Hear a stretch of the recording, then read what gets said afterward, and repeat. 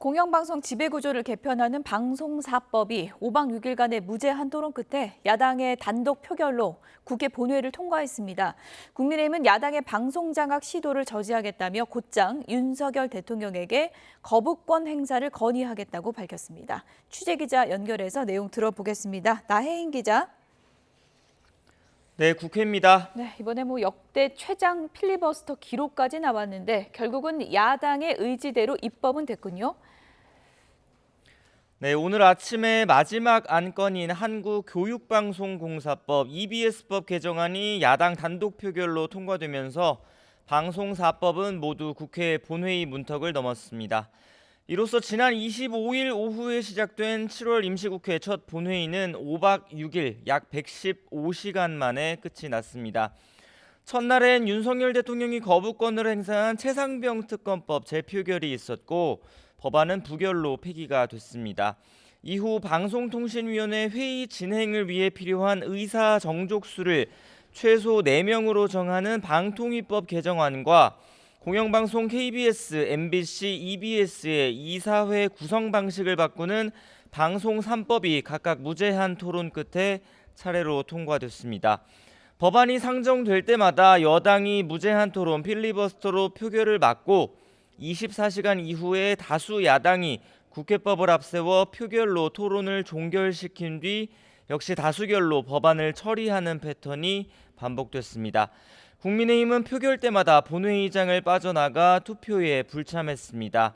김용태 의원이 13시간 12분 동안 발언대를 지켜 역대 최장 필리버스터 기록을 경신하기도 했지만 결국 의석수에서 밀려서 입법을 막지는 못했습니다. 이번 방송사법 필리버스터는 박근혜 정부 시절 테러방지법 입법 국면에서 민주당 의원들이 주도했던 9일간의 무제한 토론에 이어 역대 2위로 기록됐습니다. 네, 여당이 즉각 입장을 밝혔는데 윤석열 대통령에게 거부권 행사를 건의하겠다는 거죠? 네, 국민의힘은 야당이 방송사법 마지막 법안인 EBS법 표결 절차에 들어가자 본회의장 앞에 집결해 규탄 대회를 열었습니다. 추경호 원내대표는 야당이 방통위 업무를 마비시키고 공영방송을 장악하기 위해 입법 폭거를 저질렀다며 윤 대통령에게 제의 요구를 건의하겠다고 말했습니다. 이에 따라 야당이 다수 의석으로 입법을 밀어붙이고 대통령이 거부권을 행사하는 악순환은 또다시 반복될 것으로 보입니다. 공영방송을 영구적으로 민주당 손아귀에 쥐겠다는 악법 중에 악법입니다. 결단코 방송 장악 악법들이 수행되는 일은 없도록 할 것입니다. 민주당은 민주당대로 윤 대통령의 거부권 행사에 대비한 전략을 모색하기 위해 오전에 의원총회를 소집했습니다. 방송사법은 방통위를 정상화하고 공영방송의 정치적 독립성을 보장하는 법이라며 정부와 여당이 이 법을 수용하지 않는 게 방송장악 음모라고 주장했습니다. 특히 윤 대통령이 이진숙 후보자를 방송통신위원장으로 강행 임명하고 임기 만료를 앞둔 MBC 이사진을 교체하면 바로 방통위원장 탄핵을 추진하겠다고 벼르고 있습니다. 만일 윤석열 대통령이 방송사법을 또다시 거부하고 독재의 길을 고집한다면 그가 추앙하는 역대 독재 정권의 말로를 그대로 따르게 될 것입니다. 네, 티몬 위메프 정산지원 사태, 지금 소비자들의 분노가 커지고 있는데 해법을 찾기 위한 회의가 국회에서 열린다고요? 네, 오후에 공정거래위원회와 금융감독원 등을 담당하는 국회 정무위원회가 긴급 현안 질의를 위한 전체 회의를 소집했습니다. 기관장들을 상대로 티몬 위메프 정산지원 사태의 피해 현황을 보고받고 수습 대책을 논의할 예정입니다. 정무위는 티몬 위메프 대표이사와 함께 두 회사의 모기업인 큐텐그룹 구영배 대표의 출석도 요구했는데 이들이 직접 국회에 모습을 드러낼지도 관심입니다. 일단 일부 의원실에는 출석 의사를 전한 것으로 파악이 됐습니다. 이 밖에 중소벤처기업부를 담당하는 국회 산자위도 전체 회의에서 관련 보고를 받고 있습니다. 또 국회 정보위원회는 오후에 국군 정보사령부의 정보요원 신상 유출 사건 수사 상황을 보고받을 예정입니다. 지금까지 국회에서 전해드렸습니다. 티몬 위메프 사태와 관련해서 금융감독원 전담검사반이 오늘 오전부터 큐텐 테크놀로지 본사에 대해서 조사에 들어갔습니다. 상품 배송 정보 등 전산 자료를 확보하기 위해서 검사 인력도 확대했는데요. 이 자료를 확보하면 환불 절차에 속도가 붙게 된다는 설명입니다. 현장에 나가 있는 취재기자 연결해 보겠습니다. 박기환 기자. 네, 서울 강남구에 있는 큐텐 테크놀로지 본사 앞입니다. 네, 금감원 검사반 아직 조사를 진행하고 있는 거죠? 네, 그렇습니다. 금융감독원 티몬 위메프 사태 검사반은 오전 9시쯤 이곳에 도착해 벌써 2시간째 현장 조사를 진행하고 있습니다. 금감원은 자금 추적과 자료 분석 전문가 등 모두 6명으로 구성된 별도 검사반을 편성해서 오늘 이곳에 투입했습니다. 앞서 금감원은 이번 사태와 관련해 실체를 규명하고 피해 확산을 막기 위해 기존 7명 규모였던 전담 검사반을 오늘부터 2배로 늘리기로 했습니다. 현재 카드사와 피지사를 중심으로 피해 소비자들의 결제 취소 절차가 지원되고 있는데요.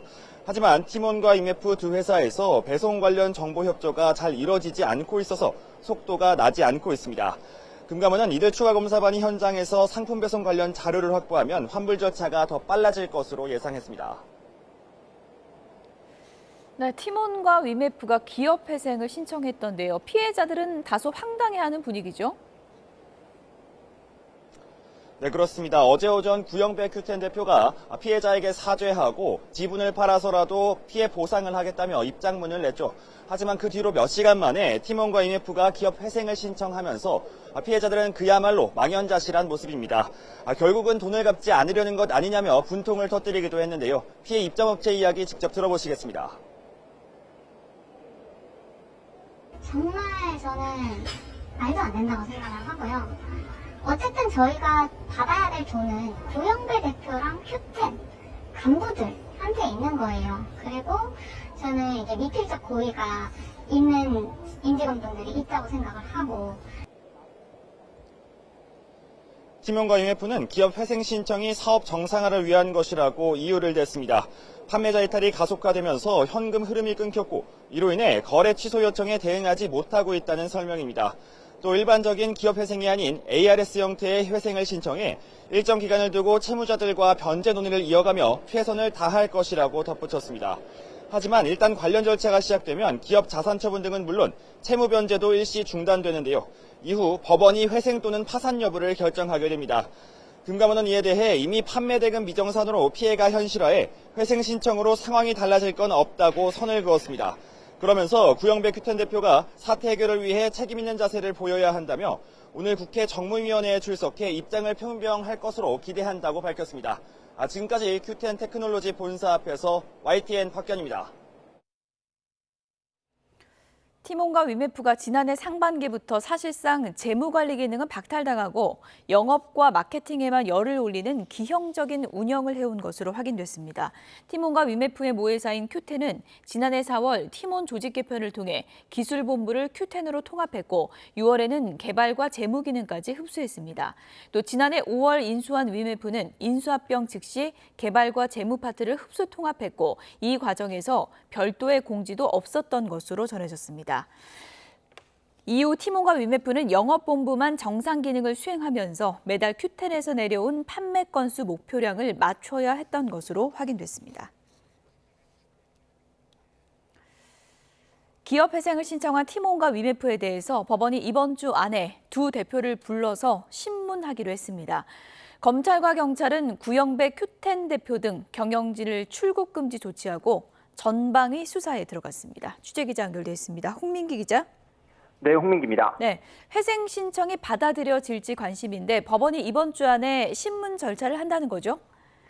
네, 그렇습니다. 법원은 어제 티몬과 위메프가 각각 낸 기업 회생 신청을 접수하고 회생이 필요한지 판단하고 있는데요. 이번 주 안에 두 회사 대표를 비공개로 불러 회생을 신청한 경위 등을 직접 신문하겠다고 밝혔습니다. 지금까지는 두 대표가 출석할 가능성이 커 보입니다. 중요한 사건인 점을 고려해 안병욱 서울회생법원장이 직접 사건을 맡기로 했는데요. 두 회사가 법원에 낸 보존 처분과 포괄적 금지 명령 신청은 오늘 인용됐습니다. 이에 따라 회생이 개시되기 전까지 티몬과 위메프의 자산 처분권은 관리인에게 넘어가게 되고 두 회사가 법원 허가 없이 자산을 처분하거나 채무를 변제하는 행위가 금지됩니다. 채권자들의 개별적인 강제 집행도 불가능해집니다. 티몬과 위메프는 최근 법원이 새로 도입한 자율구조조정 지원 ARS 제도도 신청했는데요. 강제 회생 절차 대신 기업과 채권자들이 구조조정을 자율적으로 협의하도록 지원하는 제도인데 만약 ARS에 돌입할 경우 회생 절차가 시작되기까지는 더 오래 걸릴 수 있습니다. 두 회사는 어제 서울회생법원에 기업 회생을 신청하며 입장문을 발표했는데요. 문제를 해결할 수 있다는 의지와 확신으로 노력했지만 한계가 있었다며 피해 최소화를 위해 부득이하게 회생을 신청하게 됐다고 밝혔습니다. 이어 그 과정에서 뼈를 깎는 자구 방안을 수립해 실행할 준비도 돼 있다며 문제가 해결될 때까지 모든 역량을 기울이겠다고 약속했습니다.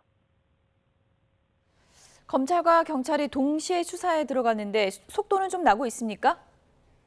네, 우선 검찰은 어제 오후 이원석 검찰총장의 지시로 티메프 사태 전담 수사팀을 구성했습니다. 서울중앙지검 반부패 수사 일부가 중심이 되고 검사 7명이 투입됐는데요. 통상 고소 고발을 담당하는 형사부나 기업 관련 수사를 맡는 공정거래조사부가 아닌 대형 부패 범죄를 수사하는 반부패 수사부가 키를 잡으면서 이번 사태 책임자들에 대한 강도 높은 수사가 이어질 걸로 보입니다. 이원석 검찰총장은 신속하고 철저한 수사로 소비자와 판매자들의 피해를 최소화하라고 당부했는데요. 검찰은 어제부터 내부적으로 관련 법리 검토에 들어갔지만 티몬과 위메프의 자구 노력을 지켜보고 있었던 것으로 알려졌습니다. 하지만 이들 기업이 결국 법원에 회생을 신청하자 더는 자구책을 기대할 수 없다며 수사에 돌입한 것으로 전해졌습니다. 검찰 수사는 경찰이 사건을 송치하기 전에도 다른 갈래로 이루어질 것으로 보이는데 수사팀도 현재까지는 구체적인 수사 범위를 논의하고 있는 것으로 알려졌습니다. 경찰은 이미 피해자들의 고소 고발을 접수해 본격적인 수사에 착수한 상태입니다. 어제 미정산 피해자들은 구영배 큐텐 대표와 류하연 UF 대표, 유광진 티몬 대표 등 5명을 횡령과 배임 혐의로 서울 강남경찰서에 고소했는데요. 경찰은 우선 고소에 참여한 사람들부터 불러 사안을 파악할 예정인데 대형 사건인데다 피해자가 많은 만큼 서울경찰청 금융범죄수사대로 사건을 넘길 가능성도 있습니다. 구 대표와 티몬 UF 대표, 목주영 큐텐코리아 대표 등 4명은 수사 시작과 함께 출국 금지됐습니다. 지금까지 서울중앙지검에서 YTN 홍기입니다. 사상자 16명이 나온 시청역 역주행 사고의 운전자 차모 씨가 구속 갈림길에 섰습니다. 오늘 오전 서울중앙지방법원에서 차 씨에 대한 구속 전 피의자 신문이 진행됐습니다. 취재기자 연결해서 내용 들어보겠습니다. 이현정 기자. 네, 이현정입니다. 네, 영장 심사 끝난 건가요?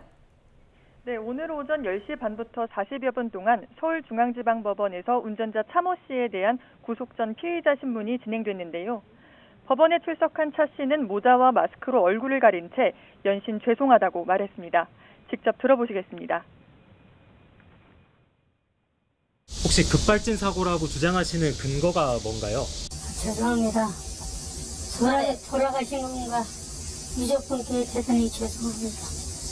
죄송합니다. 신발에 엑셀 자국 남아있었는데 어떻게 생각하십니까?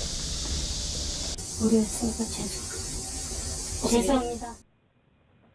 차 씨는 지난 1일 밤 9시 반쯤 서울시청역 근처에서 역주행하다가 9명을 숨지고 7명을 다치게 한 혐의를 받습니다. 사고 당시 차 씨도 크게 다쳐 입원 치료를 받았는데 최근 많이 회복해 영장 심사를 받기 위해 법원에 출석했습니다. 경찰은 사고가 난 지 23일 만인 지난 24일 범죄의 중대성을 고려했다며 차 씨에 대한 구속영장을 신청했는데요. 그동안 수사 내용을 종합했을 때 혐의가 어느 정도 입증됐다는 입장입니다. 특히 국립과학수사연구원의 정밀 분석 결과 사고 기록 장치 EDR에서 차 씨가 브레이크 대신 가속 페달을 밟은 기록이 나온 것으로 확인됐습니다. 하지만 차 씨는 앞서 진행된 3차례의 진술조사에서 줄곧 혐의를 부인했습니다. 사고 당시 브레이크를 밟았지만 차량이 멈추지 않았다며 급발진했다는 취지로 주장해온 것으로 알려졌습니다. 차 씨의 구속 여부는 늦어도 오늘 밤에는 나올 것으로 예상되는데요. 차 씨는 영장 심사 결과가 나올 때까지 서울 남대문 경찰서 유치장에서 대기합니다. 결과가 나오는 대로 다시 전해드리겠습니다. 지금까지 사회부에서 YTN 이현정입니다.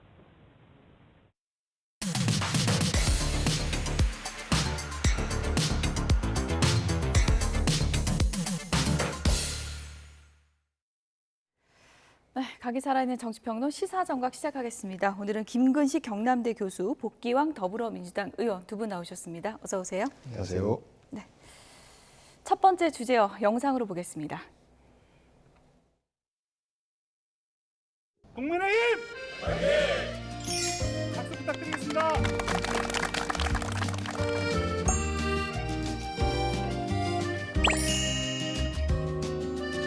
여러분께서 제가 와서 보니까 아직 부족한 게 뭐냐, 대표님이 오셨는데 함성과 박수가 요 정도 돼가 되겠습니까? 다시 한번 우리 대표님 함성 박수 보내주세요. 이것도 부족해. 이게 함성이 적당히 나오면은 야유처럼 들려. 다시 한번 우리 대표님께 큰 박수와 함성 보내주세요.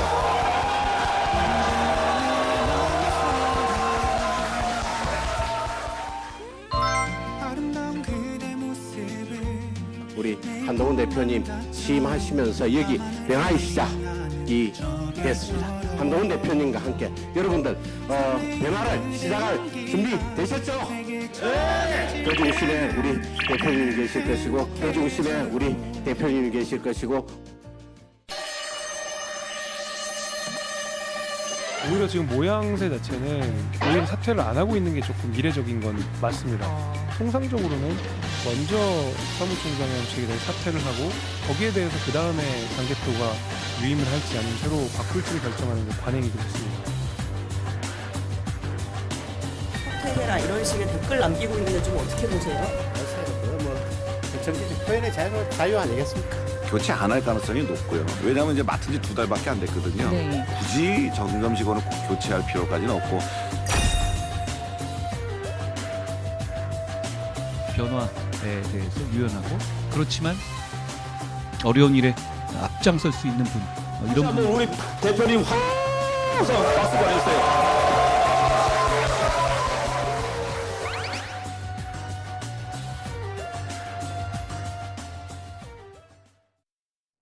네, 정점식 카드를 어떻게 할 것인가 지금 한동훈 대표 고민이 깊어질 것 같습니다. 뭐 정책위의장 자리 하나 가지고 이렇게 요란이냐 하시는 분도 있을 텐데 지금 뭐 친한대 친윤의 자존심 싸움이 되어버렸어요. 실이 계속 끌면서 예. 마치 그 정책위의장 정점식 의원의 교체 여부가 기싸움 같이 이제 좀 확대되는 모양새인데 저는 바람직하지 않다고 봅니다. 이미 한동훈 대표가 당심, 민심 골고루 63%의 압도적 지지로 당선이 됐기 때문에 이대로는 안 된다. 지금과 같은 기존의 당정 관계로는 안 된다. 그리고 기존의 친윤 중심, 핵관 중심의 당 지도부나 당 주류는 안 된다. 이런 그 당원과 국민들의 이제 엄중한 평가를 받은 거 아니겠어요? 그러면 변화하는 게 맞고 예. 교체하는 게 맞다고 보는데 저는 그래서 큰 흐름은 정점식 의원이 저는 가장 좀 이해되지 않는 게 예. 사의를 표명하는 게 우선입니다. 왜 사의를 표명하지 않는지 이해되지 않아요. 예. 뭐 임기 1년을 이야기합니다만 예. 2021년 당규 개정에 의해서 원내대표와 정책위장을 별도로 해서 정책위장을 원내대표 협의하에 의원총회 추인을 얻으면 당대표가 임명할 수 있도록 바뀐 다음에 김도읍 정책위장, 유이동 정책위장, 성일종 정책위장, 박덕출 정책위장, 유이동 또 정책위장 지난 비대위 때 했죠. 이번에 예. 정정식 비대위원장에 6분의 정책위장이 있었는데요. 한 번도 1년 채운 사람 없어요. 예. 근데 왜 임기를 이야기하죠? 저는 그래서 이게 이 모든 저는 이 분란의 사단은 당대표가 바뀌어도 지도부가 완전히 전면 바뀌었지 않습니까? 예. 비대위가 사라지고 새로운 정식 선출된 당 지도부가 출범했으면 기존의 당직자들은 사의를 표명하는 게 저는 기본 순리라고 생각합니다. 예. 복경 의원님, 이게 이제 민주당 일이라고 쳐보고요. 대표가 이렇게 바뀌었어요. 보통은 정책위의장이 사표를 내는 게 상식적인 겁니까? 뭐 세 살 배기도 하는 상식이죠. 3살 배기도 합니까? 그럼요. 예. 대표가 바뀌었으면 그 대표가 제대로 일할 수 있게 예. 호흡이 맞는 선수들로 진영을 짤 수 있도록 하는 게 당연한 거죠. 그런데 이게 땡깡 부리는 것도 아니고 정말 상식적이지 않은 모습을 보면서 아직까지도 친윤과 친한의 이런 그 갈등이 봉합되지 않고 용산에서 만찬하고 한동훈 대표 외롭지 않게 해달라 이런 말은 그냥 수사에 불과했었고 예. 실제 속으로는 우리랑 손잡지 않으면 당신 어려울 수 있어 라고 압박하고 매우 구체적으로 버티기를 하면서 이렇게까지 노골적으로 버티는데 바꾼다라고 하는 것은 우리하고 전쟁일 수도 있다라는 협박을 하는 것 아닌가 싶습니다. 그래서 전 상식적으로 양당이 운영돼야 되는데 예. 우선 여당부터 대표가 바뀌었으면 그 대표 체계로 운영될 수 있도록 도와주는 것이 당연하다라는 예. 말씀드립니다. 3살 배기도 아는데 왜 안 하냐 이렇게 지적을 해주셨는데 추경호 원내대표 저희가 조금 전에 영상에서 한동훈 대표에 대한 박수 소리가 이게 뭐냐 더 크게 쳐라 했는데 지금 속내는 뭘까요? 정점식 정책위장 따로 만나면 좀 나가라 이럴까 아니면 버텨라 이럴까요? 그러니까 이제 이 부분이 이제는 때가 늦었지만 정치가 필요한 시기입니다. 그러니까 가장 그 순리대로 아름다운 모습은 한동훈 대표가 새로 출범해서 당선되자마자 모든 기존의 당직자, 비대위원장 없어지고 비대위원 다 사라졌잖아요. 예. 그럼 비대위에서 결정된 당직자들, 비대위에서 같이 일했던 당직자들은 사의를 표명하는 게 맞는데 지금 그게 안 됐잖아요. 그렇다면 지금 상황에서는 한동훈 대표가 정치력을 발휘할 때다. 제가 좀 조언을 드리면 이왕 이렇게 된 이상 그러면 예. 한동훈 대표가 추경호 원내대표를 만나야 됩니다. 예. 그러니까 사실 물밑에서 좀 만나야 되는 거죠. 만나서 사실상 이러이러해서 교체를 해야 될 것 같은데 원내대표하고 사전에 좀 양해를 구하거나 조율을 해야죠. 그리고 당사자인 정점식 의장도 만나야 된다고 생각합니다. 정치는요, 사람을 만나는 게 기본입니다. 만나지 않고 방송에 나와서 툭툭 이거 바꿔야 된다고 생각합니다. 변화를 해야 됩니다. 또 다른 또 당사자는 또 방송에 나와서 기자들 물어보면 뭐 임기가 있는데요. 이러면 이게 오해가 생길 수 있는 거거든요. 만나면 풀리는 거 아니겠어요? 같은 당이기 때문에. 예. 저는 그래서 이제는 때가 늦긴 했지만 한동훈 대표가 추경호 원내대표 만나서 사전에 조율하고 양해를 구하고 정점식 정책위장 당사자도 만나서 양해를 구하고 더 중요한 건 그 과정에서 당의 이제 용산의 비서실장이나 홍철호 정무수석을 통해서 공식 채널을 통해서 양해를 구하면 저는 아무 문제 없이 잘 해결될 수 있다. 거기에 나 못 나가겠습니다. 할 사람이 누가 있겠습니까? 저는 근데 궁금증이 그렇게 만났는데 안 풀리면 더 큰 싸움 되는 거 아니에요? 면전에서 거절하는? 그러지는 않을 겁니다. 아, 네. 지금 63%의 예. 압도적 지지로 당선된 예. 새로운 당대표에 대해서 그렇게 양해를 구하는 의견 조율 예. 과정을 거치고 있는데 그걸 안 하겠다고 하는 건 그건 당신과 민심에 대한 항명이죠. 예. 짧게 그 부분에 대해 말씀드리면 이게 참 지금 정치가 실종되고 있는 한 단면을 보고 있는 건데요.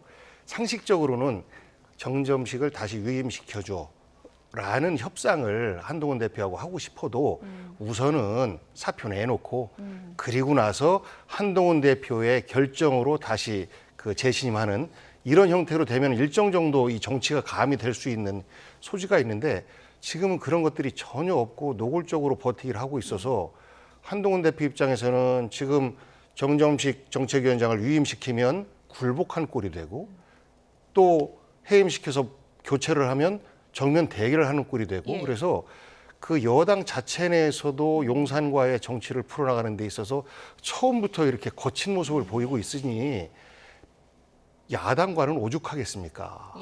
오죽하겠습니까? 그래서 저는 용산에서 현재로서는 여러 가지 정치적 키를 더 많이 쥐고 있는 이만큼 부드럽게 풀어나가는 모습을 좀 보여줬으면 좋겠어요. 친윤이 일종의 뭐 한동훈 대표 지금 코너를 몰고 있다 그런 형국이다라고 해주셨는데 어떤 얘기들이 나오고 있을까요? 박정아 의원과 이준석 의원 얘기도 좀 들어보시죠.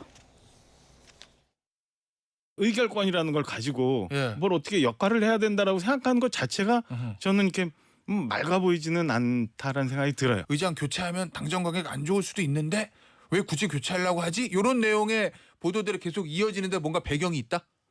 저는 그런 거 아닌가. 근데 사실은 기사라는 게 그냥 나오는 거 아니잖아요. 차라리 이제 뭐 그 공개적으로 말씀하시거나 아니면 당내에서 건전한 토론을 하거나 그럼 좋지 않을까라는 생각이 좀 들어요. 백지에서 새로 시작하게 하는 게 맞지 않을까라는 생각이 들어요. 우리 지금 저는 지금 냉정하게 말하면은 뭐 정점식 정책위 의장을 유임하느냐 마느냐 갖고 벌써 줄다리기 시작한 것 같거든요. 전 한 일주일 정도 후에 그런 거 삿바 싸움이 될 줄 알았는데 시작과 동시에 된 것 같아요. 저는 드디어 이제 벌써 시작됐다고 보세요? 참교육되고 있다. 아, 한동훈 대표가 참교육되고 있다? 그런 생각이 듭니다. 그러니까 저기 참교육하면서 각을 세울 이유는 또 뭐가 있을까요? 친윤 쪽에서는? 제가 봤을 때는 그냥 싫은 거예요. 한동훈 대표는 버틸 수 있을 거라고 보십니까? 버티죠. 지금은 대통령이 이러저러한 자잘한 권, 아까 말했듯이 거부권을 이렇게 쓰는 것도 참 특이한 행태인데요. 지금 아까 말했듯이 정책의장 안 빼고 목리 부리는 거 이런 것도 참 특이하게 초반 기싸움하는 거거든요. 네, 박정아 당대표 비서실장 그냥 대놓고 얘기해라 이런 식으로 하지 말고 이렇게 얘기를 했네요. 그렇죠. 그러니까 초반에 이게 이상하게 흘러간 게 누가 봐도 정치의 상식에서 보면 다 당직자는 사의를 표명해서 재신임을 묻는 기본 예. 절차가 있는데 그러지 않는 데서 비롯된 거기 때문에 당연히 한동훈 대표 측이나 박정아 비서실장 입장에서는 이해가 되지 않는 거죠. 그래서 아마 그 부분을 지금 이야기하는 것 같은데요. 그러나 저러나 어쨌든 이 상황까지 왔으면 제가 아까 말씀드린 것처럼 문제를 푸는 게 중요합니다. 그 문제를 해결하는 건 결국 한동훈 대표의 몫이다. 한동훈 대표는 임명권을 가지고 있고 그런 임명권을 가지고 있는 사람이 자신의 의사를 관철시키기 위해서는 그 임명권을 해야 될 당사자하고 상당 정도의 물밑에서 의견 조율과 양해를 구하는 과정이 정치의 과정이다. 그래서 협의를 해야 될 대상인 추기호 원내대표, 그다음 교체의 대상인 정점식 정책위장, 그 둘 사이의 의견 조율을 한동훈 대표가 직접 만나서 하는 게 필요하고 예. 용산과도 일정 정도 물밑에서 공식 채널을 통해서 조율을 하는 게 필요하고 그러면 의원총회 추이는 쉽습니다.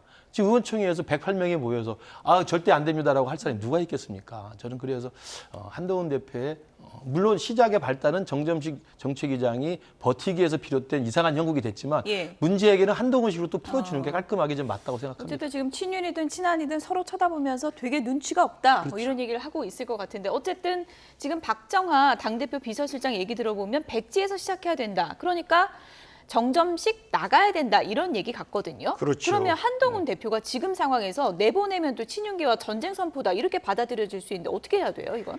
그러니까 시작도 하기 전에 한동훈을 몰고 결국은 친윤의 힘이 없으면 당신은 아무 일도 할 수 없어 라는 메시지를 주고 있는 것 아니겠습니까? 저는 우리 김근식 교수님하고 조금 차이가 있는데요, 생각이. 예. 대표가 된 사람이 책임지고 풀어나가야 된다라는 말씀은 원론적인 말씀이시고 결국은 대통령이 있는 여당에서는 예. 그 대통령을 중심으로 한 세력들이 당이 제대로 운영될 수 있도록 역할을 해줘야 돼요. 예. 그리고 지금 현재 일종의 브레이크를 밟고 목리를 부리고 있는 분들이 누굽니까? 봐도 용산이잖아요. 그러니까 저는 지난번 총선 민의 때 민주당에게 많은 표를 줬던 부분, 이 부분에 대해서 대통령 또 용산에서 안 받아들이고 있어요. 그렇기 때문에 지금 극단적으로 여야가 싸우고 있는데 똑같이 여당 내에서도 친윤, 친한의 갈등이 있었고 결국은 국민들과 또 당원들이 한동훈이라고 하는 새로운 대표를 뽑았으면 예. 그 당의 민심을 받아들여야 되는데 이조차도 안 받아들이고 있는 거예요. 예. 그래서 지금은 권력을 갖고 있고 임기 중반이기 때문에 그런 힘으로 이러저러한 컨트롤을 할 수 있고 우리 도움 없이는 여당도 안 되고 야당도 안 되고 이렇게 힘을 보여줄 수는 있을지 모르겠지만 결국은 그것이 본인들에게 독이 될 가능성이 있어서 저는 이 문제의 키는 결국은 윤석열 대통령이 쥐고 있는 것 아닌가 싶습니다. 네, 압도적 지지율로 당선된 한동훈 대표가 이걸 빨리 좀 마침표를 찍어야 된다 이런 얘기들을 많이 나오고 있는 것 같고요. 친윤만 있는 게 아니고요. 지금 뭐 시도지사 협의회요? 네. 이게 만들어졌다 그러는데 제가 명단을 보니까 김태흠 지사, 홍준표 시장, 뭐 몇 명이 한동훈 대표가 영 편하지 않은 분들인데 이분들이 지금 뭐 최고위원회까지 들어오겠다 이런 얘기 있는 거잖아요. 그러니까 이제 우리 당 그 출신의 광역 단체장들이 많이 계십니다. 예. 지난 2022년 그 지방선거에서 대거 당선이 됐기 때문에 그래서 아마 이제 집권 여당으로서 시도지사 광역 단체장들이 협의회를 구성을 해서 그 시도지사들이 각각의 자기가 몸담고 일하고 있는 그 광역단체 민원 사항이나 정책적 협조 사항이나 당정 간에 협의할 사항이 있지 않겠습니까? 예. 그런 것들을 아마 관철시키기 위해서 시도지사 협의회를 만드는 것으로 보여요. 뭐 있을 수 있는 일이라고 생각합니다. 다만 이제 그 시도지사 협의회를 구성해서 필요하면 최고위원회에 참석하겠다는 예. 것인데 뭐 그것도 우리도 예를 들면 지금 대통령이 주재하는 국무회의에 예. 서울시장이 배석하게 되어 있습니다. 예. 그래서 서울시장이 의견을 낼 수도 있거든요. 예. 그리고 또 수시로 대통령이 지방의 광역단체장과 함께 중앙과 지방정부 사이의 협력을 이야기하지 않습니까? 예. 그래서 뭐 충분히 있을 수 있는 일인데 예. 말씀하신 것처럼 예. 이제 오비 일학이라고 예. 유주의 인물들이 그렇습니다. 그러니까 대놓고 한동훈 대표 출마 자체를 반대하면서 비난했던 홍준표 시장, 또 한동훈 대표 후보의 만남을 거절했던 이철우 경북지사, 또 대놓고 비판했던 또 김태흠 충남지사, 뭐 그다음에 또 대놓고 원희룡 대표를 지지했던 김진태 강원도지사, 이런 분들이 또 곳곳에 계시기 때문에 그러니까요. 아마 이게 또 괜히 한동훈 대표 체제의 출범에 좀 반기를 드는 게 아니냐 이렇게 확대해서 갈 수 있습니다만 저는 그건 아니라고 봅니다. 그냥 원래 순수한 목적에서 집권 여당과 예. 그다음에 광역단체장 사이에 협력을 논의하기 위한 기구로 출발했을 거라고 보고, 비단 그들만 있는 게 아니고 오세훈 서울시장도 있고요. 박형준 부산시장도 계십니다. 예. 그래서 좋은 뜻에서 잘 협의해서 될 거라고 생각합니다. 그러니까 일각에서는 만찬에서 대통령이 한동훈 대표 외롭게 하지 말라고 하더니 이러려고 이런 건가 뭐 이런 얘기들도 나오고 있거든요. 외롭지 않게 여러 경쟁자들을 함께 세워서 일하려고 하는 그런 모습인 것 같은데. 외롭고 싶을 것 같습니다, 요즘에. 한동훈 대표는 본인이 대표가 됐으니까 이제 비대위원장이 아니고 직접 당심을 받아서 대표가 됐으니까 한동훈 표 국민의힘 정치를 하고 싶은 것인데 곳곳에 브레이크가 걸리고 있는 거고, 우리 저 교수님께서는 선의로 시도지사들의 발언을 해석을 하셨는데 제가 볼 때는 이 또한 하나의 이건 뭐 방어적이 아니라 공격형 제안 아닌가 싶어요. 예를 들어서 한동훈 대표가 서 있고 그 옆으로 최고위원회 회의를 하는데 여기에 홍준표 대구시장이 함께 업적으로 참여했다라고 하면 그 누가 제일 큰 스피커가 되겠습니까? 한동훈 대표는 안 보이고 홍준표 시장의 발언만 보이는 거예요. 돌아가면서 다른 사람이 나온다 할지라도 똑같아요.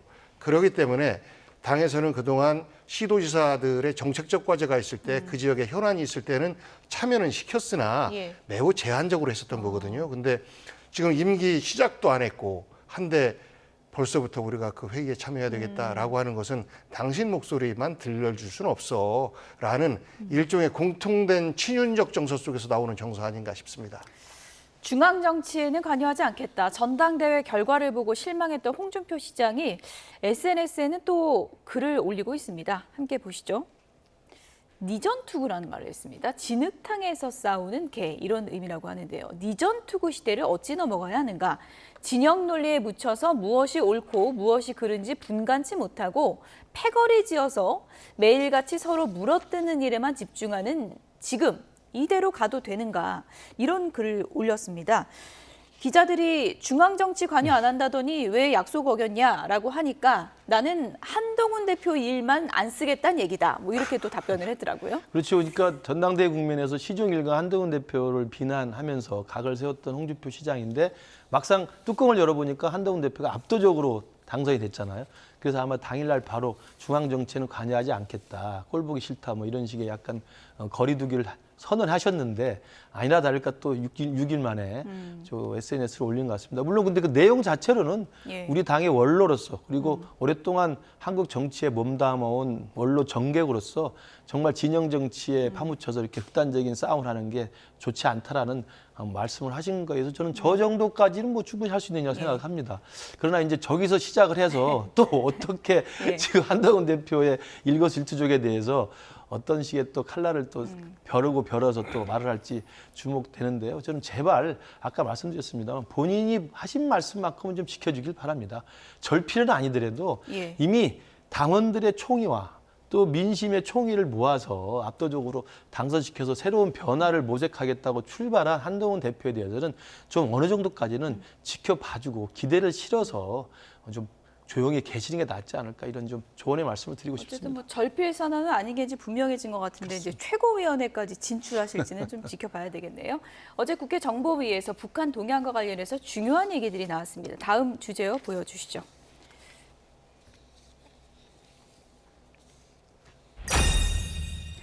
김정은 북한 국무위원장이 지금 새로운 치료제를 찾는 중이다. 이런 얘기들이 나왔습니다. 그만큼 건강에 좀 적신호가 들어온 게 아닌가라는 얘기인데요. 자세한 얘기 들어보시죠.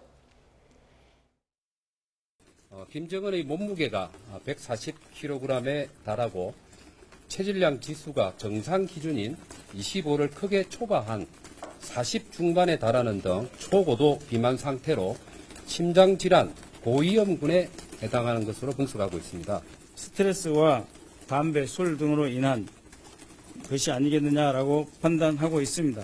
기존의 약으로만 다스리기 어려운 상황도 일부 있지 않겠느냐 하는 추정이 있었습니다. 다른 약재도 찾고 있는 동향이 포착되었다라고 하는 것입니다. 북한은 김주애를 현 시점에 유력한 후계자로 암시하며 후계자 수업을 진행 중인 가운데 어린 김주애에 대한 주민 반응을 의식해서 선전 수위 및 대외 노출 빈도를 조정하면서도 비공개 활동을 병행해서 안배하고 있다고 합니다. 60% 이상의 활동이 군사 분야 활동에 아버지와 함께 다니는 일정이었고 매우 부분적으로 경제 활동에 동참하는 모습을 보였으나 향도라고 하는 표현으로 보아 후계자나 수령에 대해서만 쓰는 향도라고 하는 표현을 쓰는 것으로 보아 상당한 정도의 후계자 구도가 어느 정도 굳혀져 가는 것 아니냐라고 하는 전망을 하면서도 아직은 다른 형제가 나설 가능성, 바뀔 가능성도 전혀 배제하지는 않았습니다. 네, 복경 의원님. 지금 원래 과체중 있고 혈압, 당뇨 치료받고 있다는 거는 익히 알려져 있는 거고 새로운 약을 찾는다는 건 기존의 약으로 뭔가 해결이 다 안 되고 있다는 걸 반증하는 거겠죠? 이 시점에서 저 이야기가 왜 나오는지 모르겠습니다. 예. 이제 우리 국민들이 북한에 어떤 문제가 있다든지 특히 김정은의 건강이나 과거 김일성 다 이어서도 건강과 관련된 이상설이 나오면 이제 귀를 쫑긋 세우는 경향들이 있는데 지금 여야가 여러 가지 정치적 사안을 가지고 이야기하는 중에서 이 이야기가 정보위원회에서 이제 불쑥 나온 좀 저희가 좀 궁금하다라는 것을 바탕으로 하고 그다음에 지금 말씀하시는 거는 지극히 상식적인 거 아니겠습니까? 저렇게 과체중일 때 나타날 수 있는 여러 가지 성인병의 위험성 그리고 저런 것들을 제대로 제어해내지 못하기 때문에 새로운 뭔가의 방법을 찾고 있는 것으로 추정된다라는 이야기도 얼마든지 유추해내서 이야기해낼 수 있을 것 같고 아마 이런 정보는 북한으로 지금 외국에 다른 외부 의약품이 반입이 안 되지 않습니까? 그런데 아마도 외부에서 그런 약을 찾고 있거나라는 것들이 일부 포착됐기 때문에 그런 것 아닌가 싶습니다. 예, 후계 구도 관련해서는 계속 김주애가 이제 주목을 받아왔고 지금 후계 구도가 진행되고 있다고 지금 보고 있는 거거든요. 그 여러 가지 증거 중에 향도라는 표현을 예로 들었는데 이게 어떤 의미가 있는 거예요? 향도는 우리도 이제 군대에서 많이 쓰는 게 소대나 중도의 맨 앞에 서서 길을 이끌어가는 사람을 향도라고 하잖아요. 북한에서도 표현을 보면 향도라는 표현은 지도자라는 상징적 의미를 갖고 있어요. 그렇기 때문에 김주애가 화면에 등장하고 공식 석상에 자리를 잡았을 때 초반에는 표현을 자제라는 표현을 했습니다. 그냥. 자제. 예, 자제라는 표현을 하면서 중립적으로 그냥 공식 석상에 드러났다라는 걸 보여주는 것이었는데 지금 국정원의 보고를 접한 정보위 간사들의 전언에 따르면 향도라는 표현을 나온 것에 이제 주목을 하면서 단순한 공식 석상에서의 주된 잦은 등장을 넘어서서 후계자 수업까지 하고 있는 게 아닌가라고 하는 조심스러운 지금 분석을 하고 있는 것이거든요. 그러니까 기존에 지금까지 김주애의 등장이 북한에서 아마 이제 군사 통치 또 철권 통치, 또 핵 무장 국가 이런 대외적인 불량한 이미지를 좀 희석시키기 위해서 어린 딸을 데리고 왔다. 이런 식의 좀 소프트한 측면의 정치적 효과를 노렸다고 하는데 이제 그걸 넘어서서 후계자까지도 염두에 두는 게 아닌가라는 지금 생각을 분석까지 하고 있는데 AUCR 대목이 있다고 생각합니다. 그러나 이제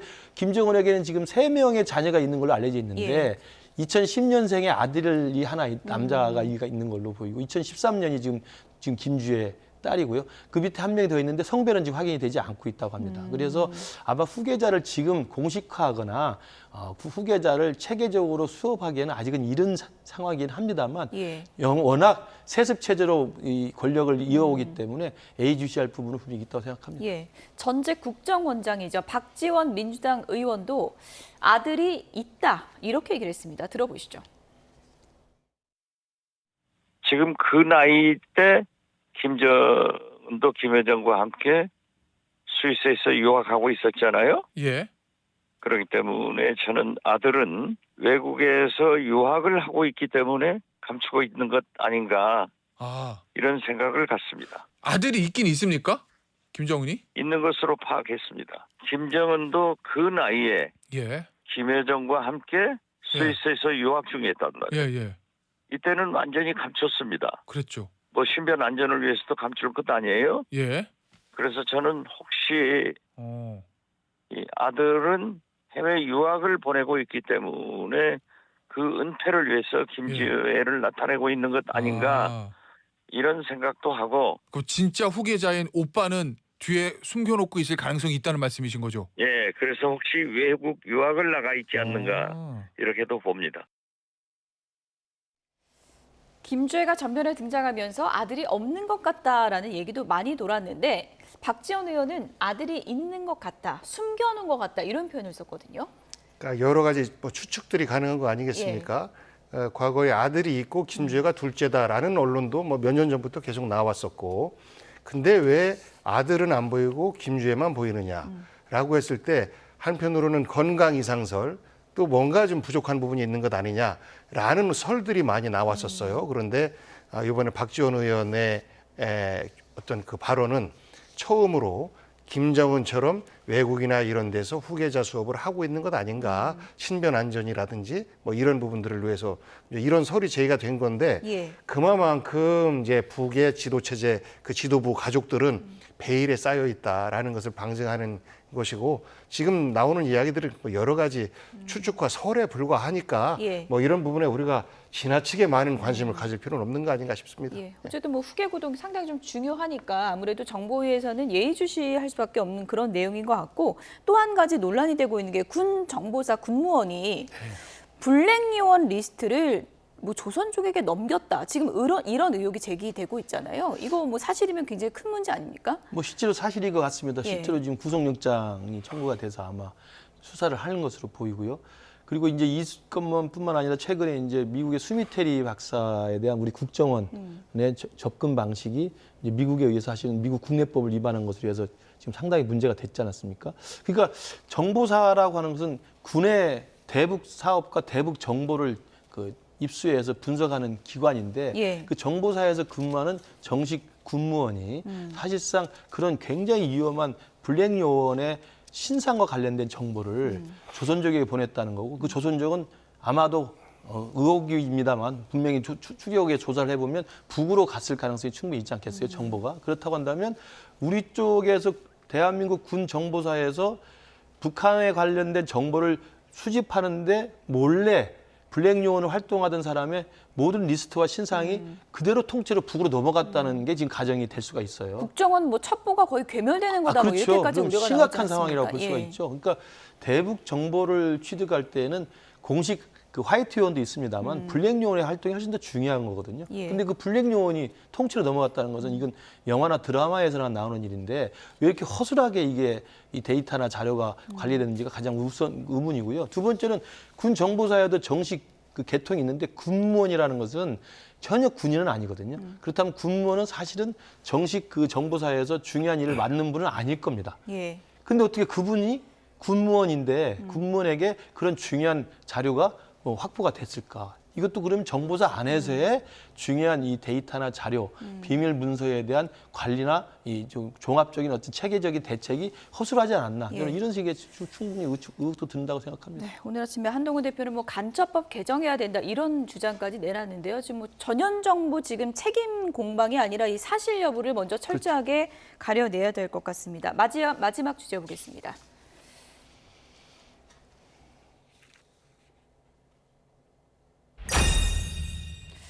방송사법 5박 6일간의 필리버스터가 진행됐지만 결국 민주당의 뜻대로 국회의 문턱을 넘었습니다. 국회의 문턱을 넘자마자 추경호 원내대표 거부권 건의하겠다 이렇게 얘기를 했거든요. 거부권으로 다시 돌아오면 어떻게 되는 겁니까? 무한 반복입니까 또? 한숨이 나옵니다. 지금 민주당에서 발의한 방송사법이라고 하는 것은 정권이 바뀔 때마다 공영방송이 너무나 부침이 심한 것, 상대방 편이었다라고 하면 악마화시키는 것, 이것이 우리가 지난 과정에서 다 봐왔지 않습니까? 그런데 서로가 자기네 쪽에서 바라볼 때 같은 편 피해만 부각시키는 이런 것들의 반복이라 저는 근본적으로 그런 문제 제기를 좀 갖습니다. 문재인 정부 때 차라리 이런 것들을 그러니까 국정원에서 국내 정치를 금지시킬 수 있도록 법 개정을 했지 않습니까? 그때 방송사법을 그때 처리했으면 하는 그런 아쉬움을 갖는데 그때 그렇게 못했어요. 그런 부분에 대한 뭐 우리 스스로의 반성과 더불어서 늦었지만 지금이라도 적어도 공영방송만큼은 정권과 상관없이 자기의 목소리를 낼 수 있도록 해야 되는 제도적 장치를 이번에 이제 마련한 거거든요. 그런데 현 이제 그 정부 입장에서 볼 때, 정권 입장에서 볼 때는 아니 우리가 집권했는데 우리 마음대로 하고 싶은데 왜 우리 마음대로 못하게 해?라는 반발이에요. 그래서 우리가 여러 가지 언론을 선진화시키는 과정이 참 어렵다라는 것을 절감하고 있는 시점인데 저는 이렇게 거부권 행사하려고 했으면 국민들 피곤하게 막 난장판으로 싸우는 모습, 필리버스터 뭐 그런 모습 아니겠습니까? 보이지 말고 차라리 통과시키고 바로 담백하게 거부하고 그러면 또 다른 토론을 통해서 또 발전 방향을 이야기했을 텐데 싸우는 모습을 너무 많이 부각시켜낸 것 아닌가라는 아쉬움을 좀 갖습니다. 한동훈 대표도 뭐 그렇게 좋은 법이면 왜 문재인 정권 때 못했냐 이렇게 반박을 하기도 했고 김용태 의원은 이제 최장 시간 필리버스터 기록을 경신하기도 했는데요. 어쨌든 이렇게 계속 야당 단독으로 통과시키고 거부권하고 필리버스터하고 이렇게 이거 보는 국민도 지치거든요. 굉장히 비생산적인 국회로 돼가고 있다는 지적은 어떻게 들으셨습니까? 22대 국회가 출범한 지 지금 뭐 몇 달 되지도 않았는데 국민들이 봤을 때는 민생 법안이나 민생 국회로 일을 하고 있느냐라고 하는 근본적인 회의를 들 수밖에 없고요. 매번 지금 여야가 극한 대결로 치닫고 있습니다. 그래서 사실상 거부권 행사와 탄핵 강행이라고 하는 이 입법부의 권리와 행정부 수장의 권리가 충돌하면서 매번 악순환에 지금 고리를 끊지 못하고 있거든요. 특히나 지금 방송사법과 관련해서는 방송사법을 민주당이 숫자로 밀어붙이니 당연히 집권 여당에서는 필리버스터라는 일단 소수자의 권리를 동원해서 일단 시간을 끌고 그러면 그 필리버스터도 강제 종료를 특별 다수제가 있으니까 국회의원 수로 또 종료를 시키고 그럼 또 통과를 시키고 대통령이 거부권을 하고 다시 또 도돌이표가 되거든요. 지금 방통위원장 탄핵도 마찬가지 아닙니까? 있는 죄가 없는데도 불구하고 탄핵을 시키면 일단 자진 사퇴하고 또 임명하면 또 탄핵시키고 지금 3명째 지금 그렇게 하고 있는 거고 심지어 권한대행까지 탄핵을 하고 있어서 저는 아까 지금 우리 법규환 의원님 말씀하신 것처럼 여야가 저는 반성을 먼저 토대를 해야 된다고 생각해요.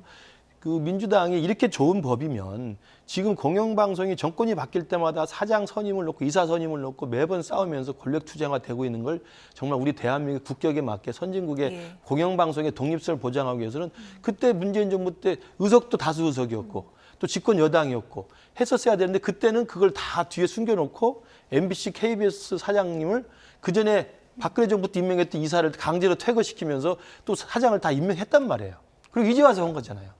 그러니까 저는 그걸 뭐 아까 반성한다고 하셨습니다만 우리도 MBC를 정상화시키는 게 저희들은 임무이기 때문에 MBC 정상화한 이후에는 복귀 의원님 말씀대로 정말 이 다음에 누가 여당이 되든 정말 상관없이 정말 이 공영방송의 중립성을 지킬 수 있는 제도적 안을 여야가 머리를 맞대보죠. 그러나 지금까지는 아니다. 일단 방송사법을 통과시킨 게 아니라 MBC까지는 정상화시킨 다음에 했으면 좋겠다는 생각입니다. 반론도 좀 제가 아쉽다라는 말씀 드렸던 것은 지난번 문재인 정부 때에도 이것을 공영방송 구조 개선을 하려고 했었어요. 그런데 그때도 마찬가지로 지금 여당인 당시 야당이었던 국민의힘에서 반대를 했었기 때문에 이것을 또 입법 독주한다.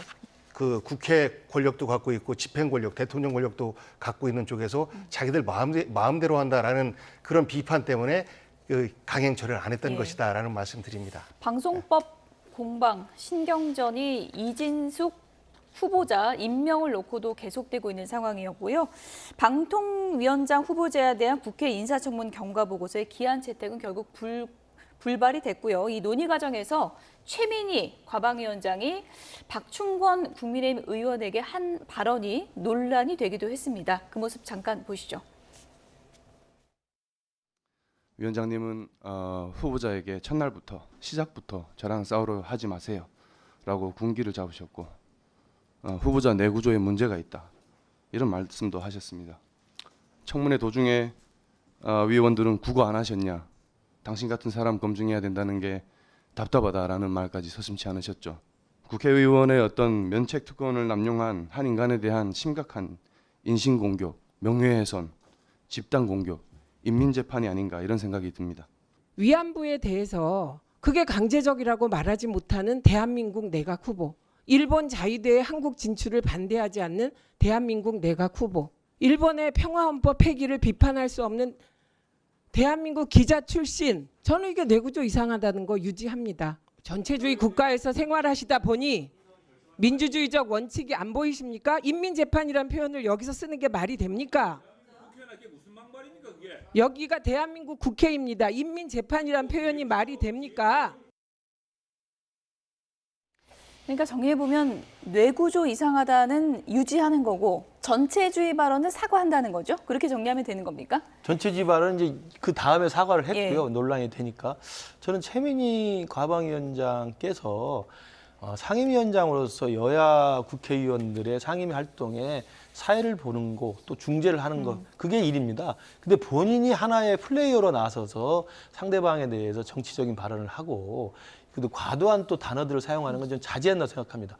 인민재판이라는 단어 가지고 흥분하신 것 같은데 우리도 방송에서도 인민재판식, 인민재판격 이란 말을 써요. 그러니까 대한민국에서 경험한 자유민주적인 어떤 그런 평가나 판단, 심판이 아니라 몰아붙여서 숫자로 또는 강압으로 상대방을 악마화하는 걸 인민재판식이라고 하지 않습니까?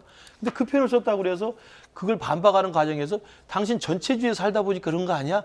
라고 하면서 사실은 개인에 대한 인신모욕성 발언을 한 겁니다. 박충원 의원이 이제 탈북자 출신인데 출신이거든요. 그런 말을 해서 상처를 줬다 이렇게 보시는 거군요. 저는 최민희 과방위원장께서 모처럼 어렵게 다시 국회에 또 입성하시고 상임위원장 가셨으면 방송에 나와서 이렇게 싸우는 식으로 하지 마시고 정말 차분하게 상임위원장으로서 중재, 사회자로서 역할에 충실하셔라. 발언 조심하셔라. 정말 당부의 말씀드립니다. 끝으로 일단 국민의힘은 이런저런 발언들 윤리위 제소하겠다는 입장이거든요. 민주당 차원에서 뭐 사과가 필요하다거나 그런 입장은 따로 없으신가요? 요게 이제 발언이 앞뒤가 있는 거 아니겠습니까? 문제의 발단은 이진숙 후보자가 위안부가 자발적인 것이냐 강제적인 것이냐라는 것에 대해서 답변을 거부했어요. 개별적인 사안이기 때문에 그리고 논쟁적인 사안이기 때문에 이러면서 거부했기 때문에 그러면 뇌구조에 문제 있는 것 아니냐. 그러니까 근본적으로 당신은 한국 사람 편이 아니다. 그러기 때문에 뇌구조를 얘기했던 것인데 그런 부분에 대한 구체적 표현이나 이런 부분은 좀 조심했어야 된다라고 봐요. 근데 이것을 가지고 박충건 의원이 또 문제 제기를 하니까 여기에 대해서 발끈을 해서 문제 제기할 걸 가지고 문제 제기하세요. 어떻게 감히 위안부에 대해서 자발적인지 강제적인지에 대한 자기 입장도 못하는 사람을 변호하십니까?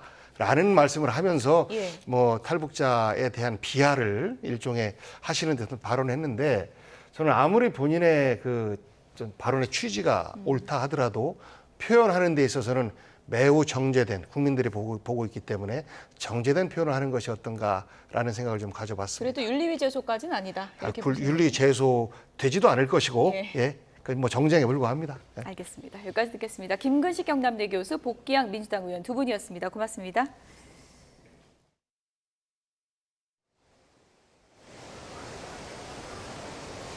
장마가 끝이 나고 무더운 날씨가 이어지고 있습니다. 제가 나와 있는 이곳 청계천에도 점심시간을 맞아 그늘 아래에서 휴식을 취하고 있는 시민들도 많이 보이는데요. 끈적끈적한 공기로 현재 서울 기온은 30도까지 올랐고 체감 기온은 32도까지 치솟았습니다. 다만 어제에 이어 오늘도 중북부 지역에는 비 소식이 들어있는데요. 오늘 오후까지 최고 20mm의 비가 내리겠습니다. 현재 서울은 구름 많은 하늘을 보이고 있습니다. 수도권과 강원도는 한때 비가 조금 내리는 곳이 있겠습니다. 다만 경기 북동부와 강원 남부에는 5mm 안팎, 강원 중북부에는 5에서 20mm로 비의 양이 많지는 않겠습니다.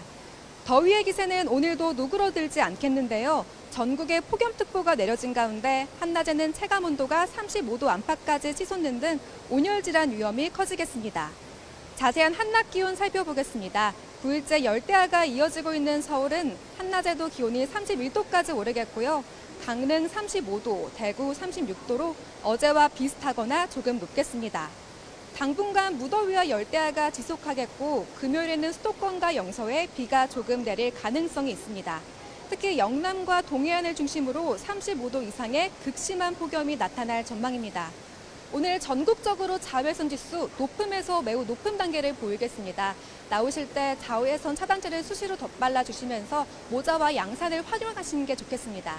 지금까지 YTN 함예진입니다.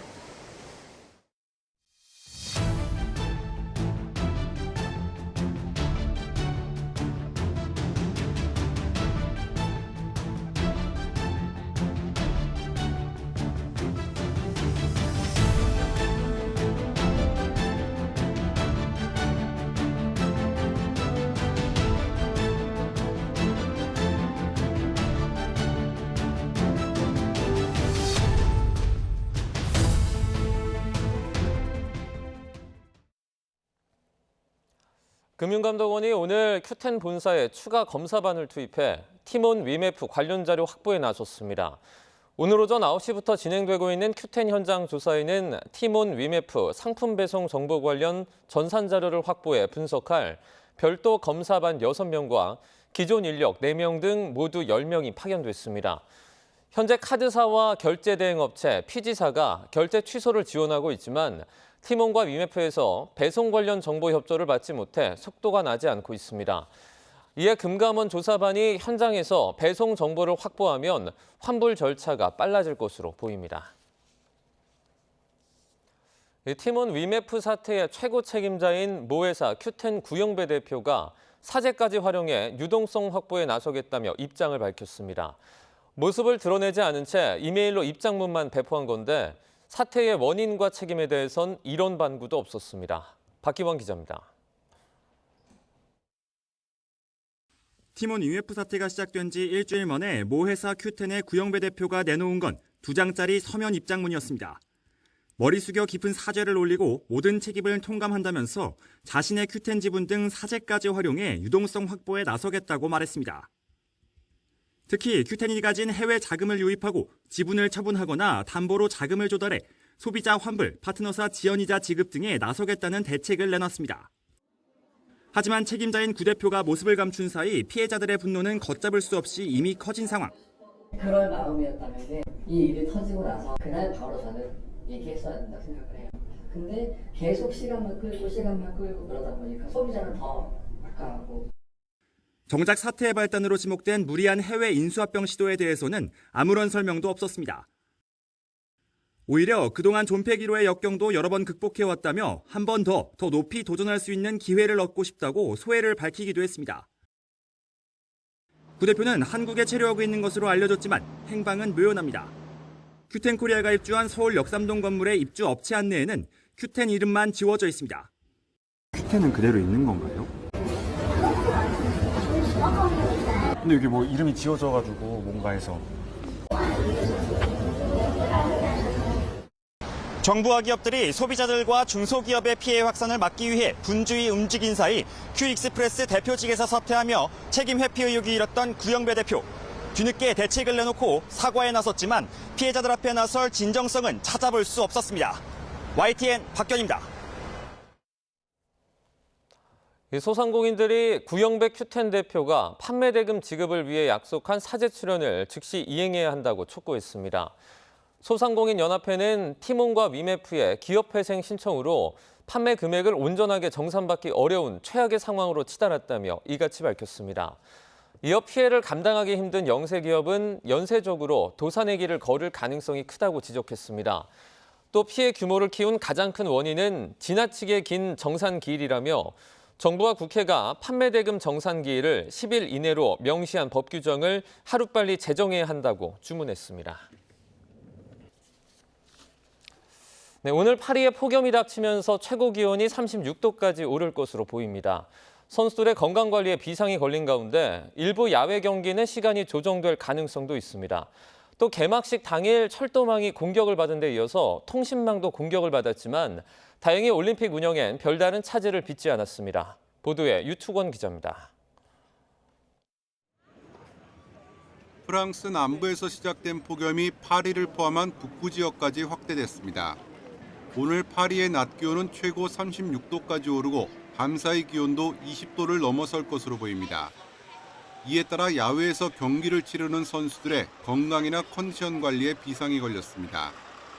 그늘막 없이 땡볕에 노출되는 관중들도 걱정스러운 상황.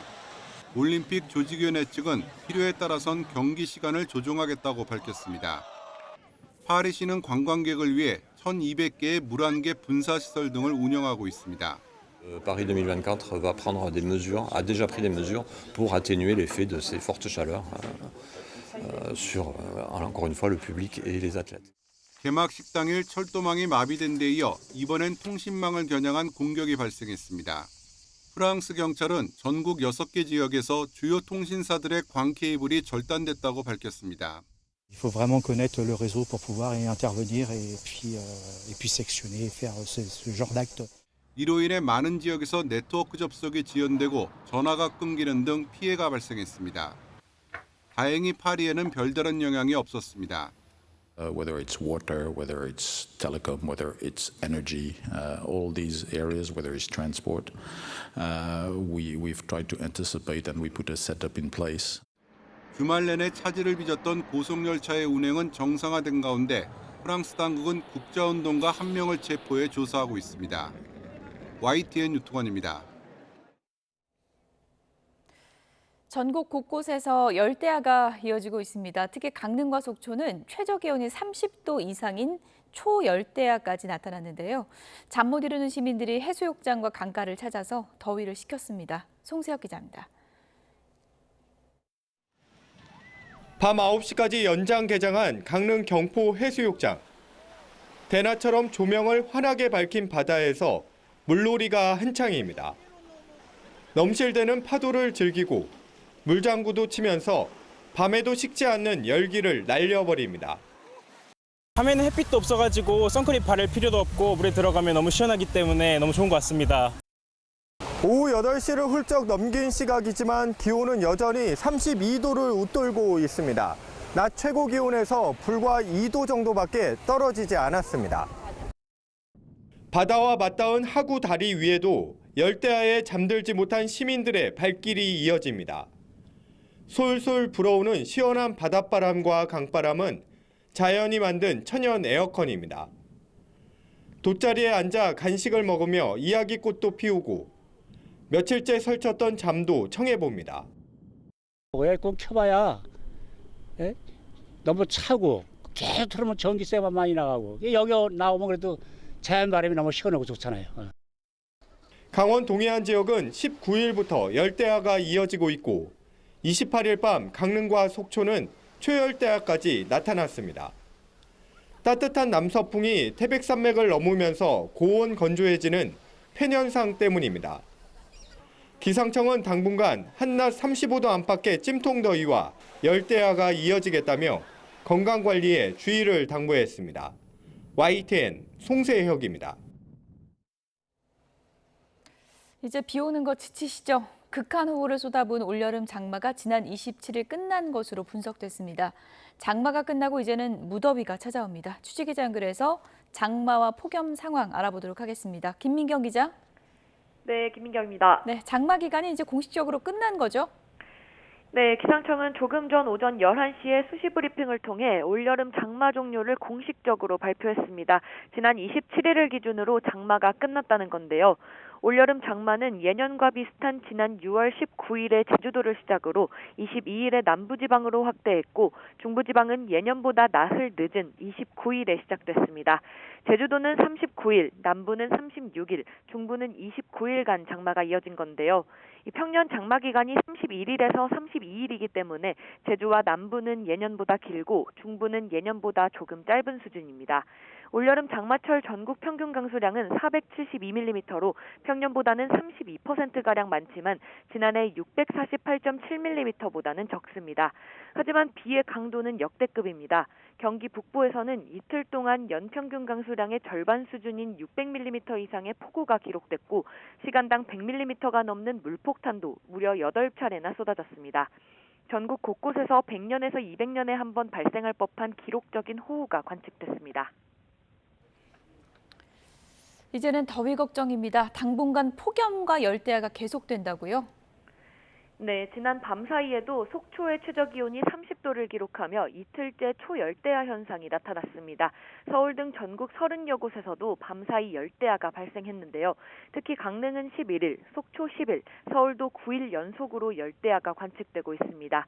현재 강원 영동 일부와 제주 산간을 제외한 전국의 폭염특보가 경기 남부, 충청, 호남, 영남 등 내륙 대부분 지역에는 폭염경보가 발령 중인데요.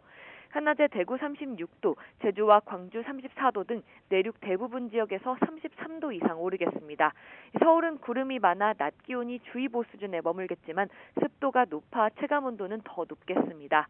기상청은 당분간 폭염의 기세는 더 강해지고 열대야도 길게 이어질 걸로 예상했는데요. 한반도 대기 중하층에는 뜨겁고 습한 북태평양 고기압이 확장하고 대기 상층에는 티베트 고원에서 흘러나온 뜨겁고 건조한 고기압이 확장해 두 개의 고기압이 한반도에 중첩됐기 때문입니다. 폭염이 길게 이어지면서 온열 질환과 집단 퇴사 등 더위로 인한 피해가 속출할 걸로 보이는 만큼 비닐하우스나 축사 등에는 천장에 물을 뿌려 열을 낮추고 현기증과 메스꺼움 등의 증상이 보이면 즉시 시원한 곳으로 이동해 휴식을 취하시기 바랍니다. 지금까지 과학기상부에서 YTN 김민경입니다.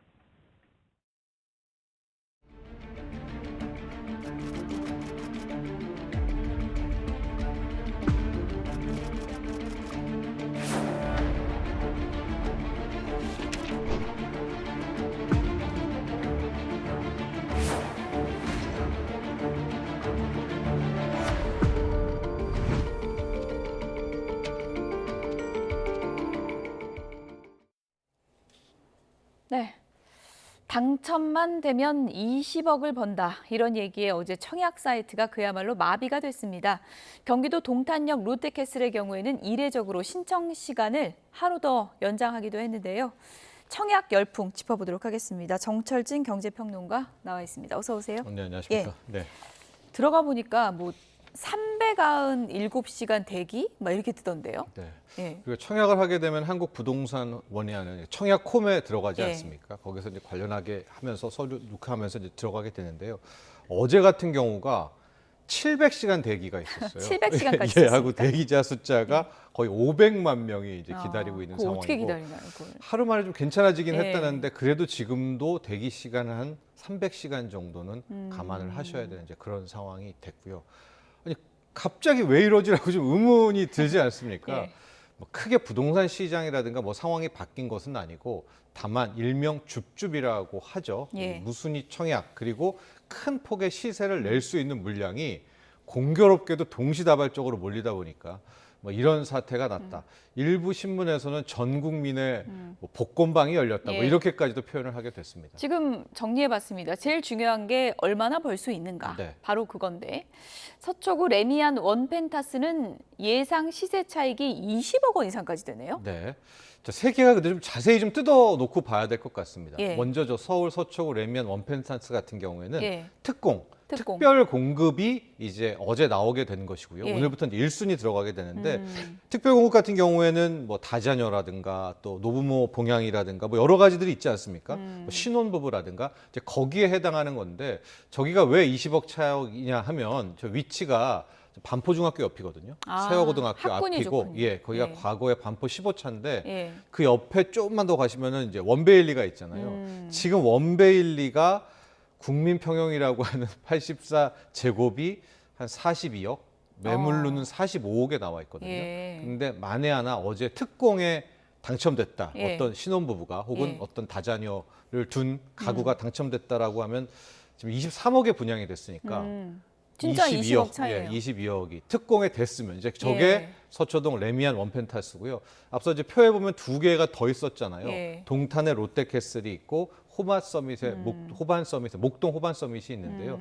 동탄의 롯데캐슬 같은 경우에도 지금 보면은 특공이 있었고 아예 이제 자격이 안 돼서 취소된 이 무순위 청약이 있는데 그 무순위 청약에 거의 몇십만 명이 이제 몰려온 겁니다. 여기가 그야말로 뭐 줍줍 그거죠? 네, 네. 예. 왜냐하면 저게 7년 전에 분양해서 이제 거기에서 이제 자격이 안 돼서 뭐 이렇게 된 거거든요. 그러니까 7년 전만 해도 동탄의 분위기, 왜냐하면 저게 이제 GTX A 오픈하면서 완전히 분위기가 바뀌었고 뭐 시세가 폭등하지 않았었습니까? 그래서 저런 이제 시세 차익이 날 수 있다 이렇게 볼 수가 있겠고요.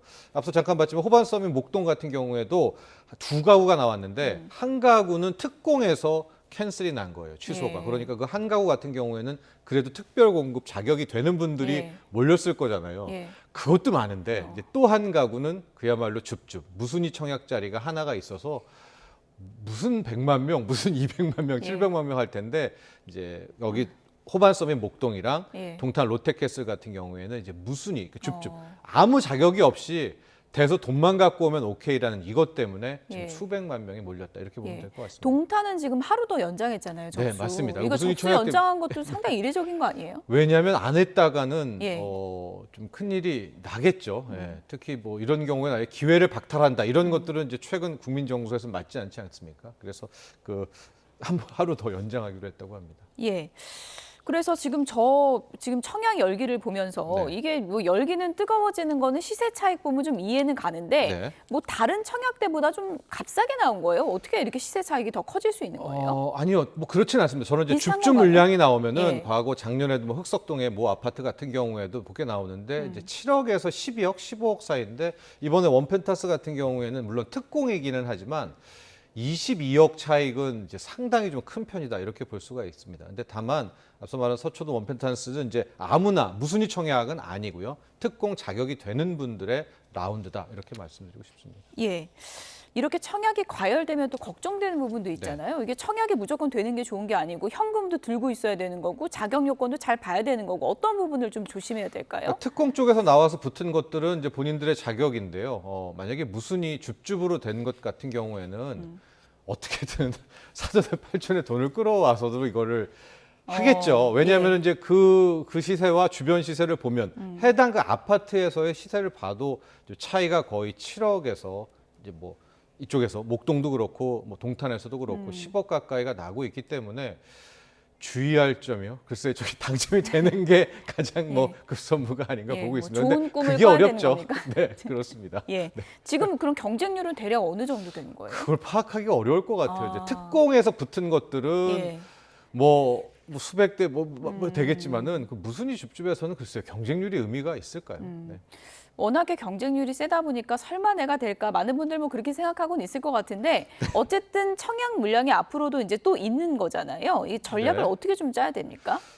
그렇죠. 이제 지금은 아마 과도하게 몰린 것은 계속 말씀드리지만은 특별한 청약 1순위, 2순위 자격이 아닌 저런 이제 청약 통장 없이 무순위 때문에 몰렸다. 그런데 그것의 시세 차익이 거의 10억대, 20억대가 이상이 나니까 10억대가 나니까 아마 여기에 몰려들었다라고 볼 수가 있겠고요. 예. 크게 보면 이제 올 하반기부터 꽤 많은 물량들이 수도권에서 나오게 됩니다. 그러니까 아마도 이제 실수요자분들은 이번에 청약 통장을 한번 쓸 수 있는 기회들이 나오게 되는데요.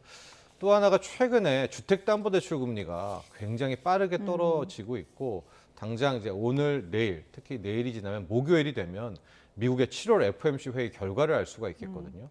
당장에 미국이 금리를 낮추지는 않겠지만 적어도 9월에 금리를 인하한다 하고 굉장히 강력하게 말하면 9월에 빅스텝을 밟을 수도 있거든요. 0.25%포인트가 아니라 0.5%포인트 인하. 이 정도까지 시사를 하게 되면 시장금리는 먼저 떨어질 거 아니에요. 예. 그러면은 올해 또 8월, 9월에 주담대 금리가 뭐 다시 앞단이 3%가 아니라 2%대를 보게 된다면 글쎄요, 이 실수요자들 혹은 뭐 상당한 이 주택 쪽으로 이 금리 하락에 따른 뭐 수요 촉발이 또 하나의 또 이슈가 될 수 있을 것 같습니다. 그렇게 되면 당연히 또 아파트 가격 상승으로 이어지는 그렇죠. 거 아닙니까? 네. 어느 정도 오를 걸로 보세요? 그건 현재로서 파악할 수가 없을 텐데 지금도 이미 오름세잖아요. 지금도 상당히 오름세인데 지금의 오름세는 좀 다릅니다. 과거에 불장이었을 때는 전국적으로 올랐는데 지금은 일단 지방 쪽은 아예 눈길도 가지도 않아요. 가격은커녕 매매 거래 건수도 없고 조금 좁혀보면 이제 수도권에서는 거래가 확실히 좀 트인 것 같은데 가격적인 측면에서는 아직 수도권은 전고점을 못 갔고 그럼 어디냐? 서울과 서울 강남이었었거든요. 예. 근데 지금 보면 이게 강을 건넌 것 같아요. 강북 쪽에서도 이제 가격 상승까지 함께 나오는 이제 거래량 촉발이 나오고 있거든요. 그러면 이게 적어도 서울 그리고 서울 이상의 수도권까지는 특히 금리가 떨어져 준다면은 이런 상황이 좀 나올 수 있지 않겠는가 이렇게 바라보고 있고요. 수도권에서 또 하나 좀 특징적이었던 게 청약 경쟁률입니다. 예. 이제 지금 앞서 말했던 저 로또 청약 말고 이제 제대로 된 청약, 내 집 마련하려는 그런 청약인데요. 6월에 수도권의 청약 경쟁률은 한 8대1, 7대1, 8대1 정도 그냥 노멀한 수준이었었는데 7월 현재까지가 95대1이에요. 근데 지금 저사단이 났으니까 아마 100대1은 분명히 넘어갈 것 같은데 아니 왜 갑자기 한 달 새에 뭐 7대1, 8대1 하던 게 100대1이 됐을까? 앞서 말한 뭐 금리 효과도 있겠지만은 물량이 8월에 좀 뭐 실수요자들이 노리는 물량들이 꽤 많이 나오고 있습니다. 판교 쪽, 또 동탄 쪽, 과천 쪽, 마포, 아현동 쪽 이런 쪽에서 이제 많이 나오고 있어서 청약 경쟁률이 높아지고 있다.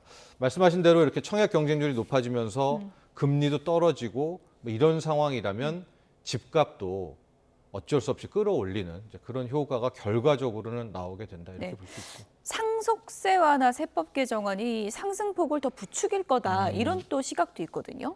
여러 가지죠. 그러니까 왜 갑자기 다시 집값, 예. 집값 뭐 유승민 씨도 뭐 집값 이대로 두면 안 된다. 뭐 이렇게도 유승민 의원도 이야기를 하고 그랬었는데 여러 가지 요인이 복합된 것 같아요. 저는 첫 번째로는 금리 한때 막 주담대 금리가 6%, 7% 앞단이 8자까지 보다가 3자 지금 내려왔고 이게 이제 2%대까지 떨어질 수 있다. 뭐 이런 거에 금리 효과가 하나 있고요. 두 번째로는 우리가 이제 그 세금 부분에 있어서 종부세에 대한 이야기를 하면서 야당이든 여당이든 1주택에 대해서는 그냥 오케이 하자. 뭐 이제 이런 쪽으로 이제 수렴이 되고 있지 않습니까? 예. 그렇다면은 똘똘한 한 채를 갖자. 그것이 오히려 지방은 저렇게 버려둔 채. 심지어 부산도 지금 꿈쩍하지 않거든요. 근데 이렇게 서울 쪽, 수도권 쪽에 알짜 지역으로만 몰리지 않나. 그리고 이제 세 번째가 방금 말씀하신 이제 상속세 같은 경우에도 예. 영향을 주게 됐는데 예. 이번에 지금 상속세 세법 개정안입니다. 국회에서는 어떻게 받아줄지 모르겠지만 크게 자녀 한 명당 인적 공제를 기존 5천만 원에서 5억으로 올렸단 말입니다. 예. 거기다 기초 공제 2억. 그러니까 12억 이상, 17억까지의 아파트를 이제 고인이 상속을 했다고 쳤을 때 배우자가 살아있고 자녀 2명이라고 하면 상속세 0원이 되거든요. 왜냐하면 이제 배우자 유류분 빼고 기초공제 2억 빼고 자녀 둘만 하면은 5억, 5억, 10억이니까 뭐 배우자 거 빼면 17억짜리도 이제는 이제 상속세 없이 물려줄 수가 있기 때문에 그렇다면 똘똘한 한 채, 뭐 강남 혹은 강북의 알짜 지역도 와 15억, 16억, 17억 하는 아파트도 한번 도전해 보자. 뭐 이런 수요가 촉발될 가능성도 분명히 있습니다.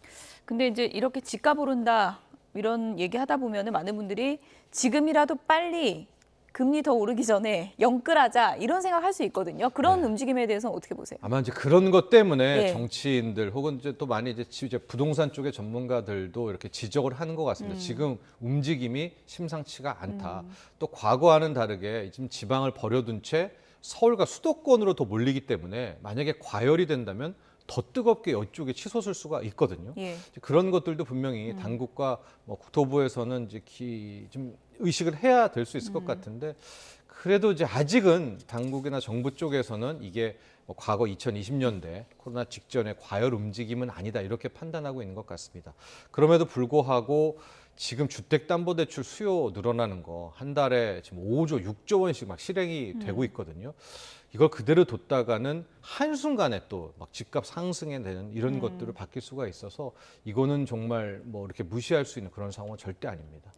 청약 넣긴 했지만 경쟁률이 워낙 세고 또 앞으로 또 주택담보대출은 더 어려워진다고 하니까 내 집 마련하실 분들 참 머릿속이 좀 복잡해질 것 같은데 네. 앞으로 어떤 물량을 좀 기대해 봐야 될까요? 글쎄요, 이제 굉장히 많은 물량들이 앞서서 말한 것처럼 수도권과 여기에 나오고 있고요. 실수요자분들은 이제 파악을 하고 계실 겁니다. 과천 지역에서도 많이 나오고 있고 동탄, 또 마포, 아현, 또 판교고 예. 강남 쪽으로 가도 이제 방금 얘기했던 지금 주목을 받고 있는 레미안 원펜타스 같은 물량도 여기도 뭐 알짜 지역으로 많이 소문이 났던 곳이거든요. 예. 근데 물론 비싸죠. 분양가가 뭐 국민 평형이 23억이니까 일반인들에겐 좀 힘든 뭐 그런 예. 면이 있으니까 살펴보셔야 될 것 같은데 계속해서 말씀드리지만은 지금 서울 쪽은 이미 고삐는 풀린 것 같다라는 생각을 받습니다. 왜냐하면 문제 둔촌 주공 올림픽 파크 프레온 같은 경우가 이게 지금 입주권이 전용 84가 한 23억, 25억에 팔린다고 하거든요. 이게 막 그때 둔촌지공 라이언 일병 구하기 막 그럴 때 15억까지 떨어지고 막 그런 게 다시 지금 저 정도까지 거의 10억 이상 풀이가 또 붙어 버렸으니까 예. 이런 것들을 국민들도 모르지를 않고 보고 있을 것 아니겠습니까? 그럼 또 투기 수요, 영끌 수요를 부추길 수 있는 그런 악순환의 가능성이 지금 나오고 있습니다. 집값이 상승은 하는데 좀 고삐 풀린 듯이 올라가지 않는 특정 그런 지역에만 좀 그렇습니다. 잡아야 되는 그런 예. 과제를 안고 있는 것 같고요. 팀원 UF 사태 얘기도 좀 해봐야 될 것 같습니다. 네. 기업회생 신청을 했다 그러는데 지금 뭐 소비자들은 이렇게 되면 우리 환불도 못 받고 답답한 상황 되는 거 아니냐 걱정이 많거든요. 어떻게 봐야 돼요?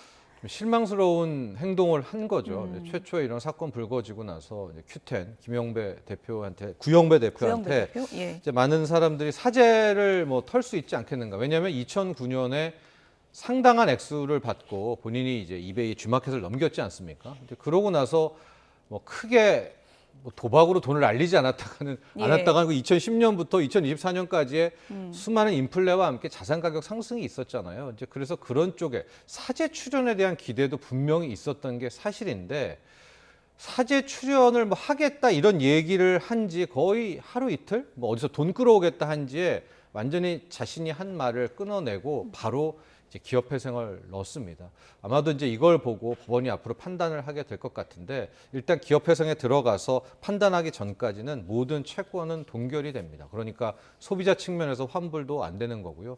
더 큰 문제는 이제 판매자들이 받아야 할 돈, 이걸 정산금이라고 하는데 지금 다 미정산됐지 않습니까? 예. 그러면은 판매자들은 이 큐텐 측에 채권을 갖고 있는 거잖아요. 근데 이게 일단은 다 동결이 돼버리는 상태가 됩니다. 그러니까 몇 개의 세금 외에는 다 막아놓게 되거든요. 그런 상태이기 때문에 일단은 이제 판매자들, 특히 이쪽 대부분들은 영세 소상공인들이 많은데 발을 동동거리고 있습니다.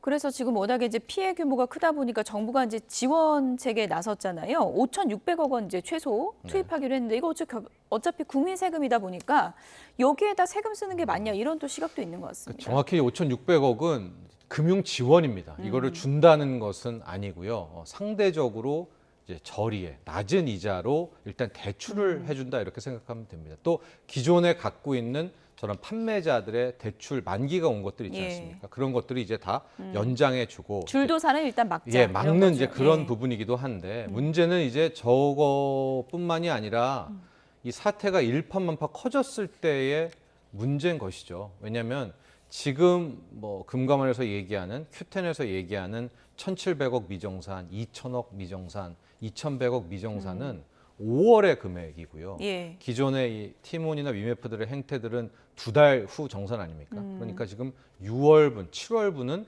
아예 언급도 안 되고 있는데 참 굉장히 좀 사악했던 게 이쪽에서 이미 정산을 못할 줄 알고 특히 7월 같은 6월 같은 경우에도 엄청난 밀어내기를 했다고 해요. 할인 행사분들. 예. 그러니까 아마 이것까지 합치면 이게 조 단위의 피해액이 나올 것 같거든요. 근데 이러면 이거는 어떤 금융 지원이나 이런 걸로는 막을 수가 없죠. 순간적으로 너무 큰 예. 이제 되고 예. 그리고 또 하나의 문제는 이분들이 마지막이면 괜찮은데 이런 이 판매자들 중에서도 자기 밑에 또 협력업체라든가 또 딸린 이제 식구들이 있었다면은 이제 줄도산이라는 거거든요. 예. 이게 이렇게 될 경우에는 지금 당국은 이걸 어떻게 해결해야 될지 이걸 과연 사적 계약으로 둬야 될지 이게 그냥 손들 부분이 아니거든요. 그래서 빨리 이제 큐텐 측 구영배 대표를 어떻게든 해서 이 지금 구영배 대표 쪽에서 뭔가 해법을 좀 찾는 그런 일에 좀 적극적으로 개입을 해야 되지 않나 보고 있는데 다행히도 우선적으로 금감원은 좀 나선 것 같아요. 그래서 금감원이 조사, 이제 이걸 토대로 검찰이 수사를 하게 되는데 금감원이 좀 자세하게 좀 조사를 한 뒤에 빠르게 좀 대처를 할 필요가 있을 것 같아요. 연쇄적 도산은 막아야겠죠. 맞습니다. 네, 지금까지 정철진 경제평론가였습니다. 고맙습니다.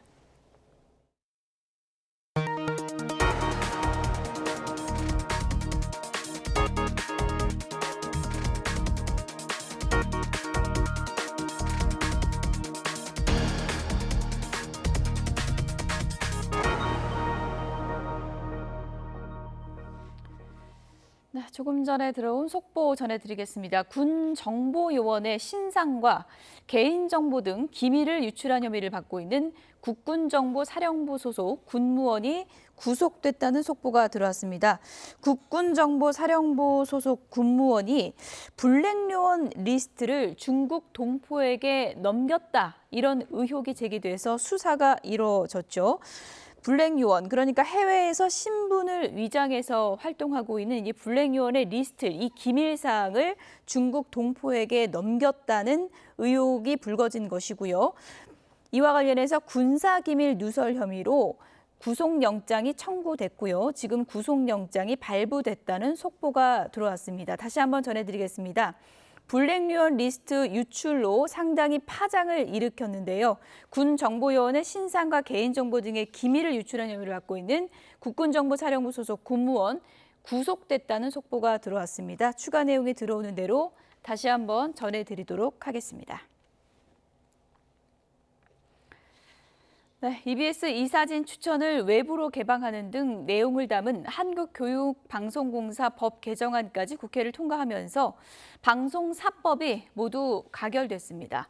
민주당 등 야당은 방송사법 가운데 마지막 법인 EBS법을 오늘 오전 9시쯤에 국회 본회의에서 재석 의원 189명 전원 찬성으로 통과를 시켰습니다. 우원식 국회의장은 본회의 종료 뒤 민심을 쫓으려면 국회를 통해서 국민 목소리에 귀를 기울여야 한다면서 윤석열 대통령이 거부권 행사를 신중하게 해줄 것을 간곡하게 요청한다고 당부했습니다. 네, 그러나 방송사법에 대해서 국민의힘은 대통령 제2요구권을 건의하겠다고 밝혔습니다. 이에 대해서 민주당은 윤 대통령이 이를 거부한다면 기어이 독재의 길로 가겠다는 선언으로 봐야 한다고 압박했습니다. 들어보시죠. 국민과 국가는 안중에도 없이 오로지 방송 장악에만 혈안이 되어 방통위 업무를 마비시키고 공영방송을 장악하기 위해 벌이는 입법 폭거입니다. KBS, MBC, EBS 이사회 규모를 늘리고 그 안에 민노총 산하, 언론노조 인사들로 채워 공영방송 이사회를 민주당 마음대로 구성하겠다는 검은 속내를 국민들은 이미 다 알고 계십니다. 지난 21대 국회에서 대통령이 제2요구를 행사하고 부결된 법안을 또다시 일방으로 밀어붙인 이상 국민의힘은 집권 여당의 책임을 다하기 위해 대통령의 제2요구를 건의할 것입니다. 결단코 방송장악 악법들이 시행되는 일은 없도록 할 것입니다. 민의의 전당인 국회에서 민주적 절차에 따라 압도적 찬성 의결한 법안을 대통령이 거부할 명분은 없습니다. 그럼에도 기어이 거부한다면 그것은 기어이 독재의 길을 가겠다는 선언이라고 해야 합니다. 만일 윤석열 대통령이 방송사법을 또다시 거부하고 독재의 길을 고집한다면 그가 추앙하는 역대 독재 정권의 말로를 그대로 따르게 될 것입니다. 3년도 채 남지 않은 권력을 지키기 위해 국민과 나라의 큰 불행을 초래하는 나쁜 선택을 하지 말 것을 진심으로 강력하게 촉구합니다. 9명이 숨지고 7명이 다친 시청역 역주행 사고 운전자가 구속기로에 섰습니다. 영장 심사를 위해 법원에 나온 차 씨는 피해자와 유족에게 죄송하다는 말만 남겼습니다. 양동훈 기자입니다. 사고 후 갈비뼈 등을 다쳐 병원에 입원해온 서울시청역 역주행 사고 운전자 차모 씨가 법원에 모습을 드러냈습니다. 급발진을 주장해온 차 씨는 이유를 묻는 기자들에게 죄송하다는 말만 반복했습니다. 혹시 급발진 사고라고 주장하시는 근거가 뭔가요? 죄송합니다. 돌아가신 분과 유족분께 대단히 죄송합니다. 죄송합니다. 신발에 엑셀 자국 남아있었는데 어떻게 생각하십니까? 모르겠으니까 죄송합니다. 차 씨는 지난 1일 밤 시청역 근처에서 역주행하다 인도로 돌진해 9명을 숨지게 한 혐의로 경찰 조사를 받아왔습니다. 입원한 병원에서 진행된 3차례 조사에서 차 씨는 브레이크를 밟았지만 차가 멈추지 않았다는 취지로 진술해온 것으로 전해졌습니다. 하지만 경찰은 그동안의 수사를 통해 혐의가 어느 정도 입증됐다는 입장입니다. 특히 국립과학수사연구원에서 사고 기록 장치 EDR을 정밀 분석한 결과 차 씨가 가속 페달을 90% 이상의 힘으로 강하게 밟은 기록이 나온 것으로 확인됐습니다. 이에 따라 경찰은 차 씨가 브레이크와 가속 페달을 혼동해 사고가 났을 가능성에 무게를 두고 있는 것으로 보입니다. 차 씨 구속 여부는 늦어도 오늘 밤에는 나올 것으로 예상됩니다. 경찰은 이번 주 내로 수사를 마무리하고 사건을 검찰로 송치할 방침입니다. YTN 양동훈입니다. 같은 아파트에 사는 주민에게 일본도를 휘두른 30대 남성이 경찰에 붙잡혔습니다. 피해자는 병원으로 옮겨졌지만 끝내 숨졌는데 경찰은 정확한 범행 동기를 조사하고 있습니다. 윤웅성 기자입니다. 아파트 입구에 노란색 경찰 통제선이 쳐졌습니다. 신발 덮개와 장갑을 착용한 과학수사대원들이 증거를 모읍니다. 어젯밤 11시 반쯤 서울 은평구에 있는 아파트에서 30대 남성 A씨가 같은 아파트 주민에게 일본도를 휘둘렀습니다.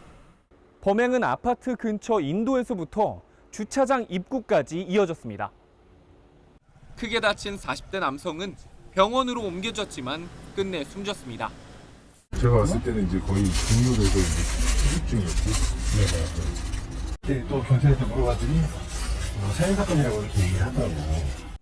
A씨는 범행 직후 자신의 집으로 달아났다가 1시간쯤 뒤 경찰에 긴급 체포됐습니다. 범행 도구인 일본도는 경찰의 소지 허가를 받은 것으로 파악됐습니다. 경찰은 범행 당시 A씨가 음주나 약물을 복용한 상태는 아니었다고 밝혔습니다.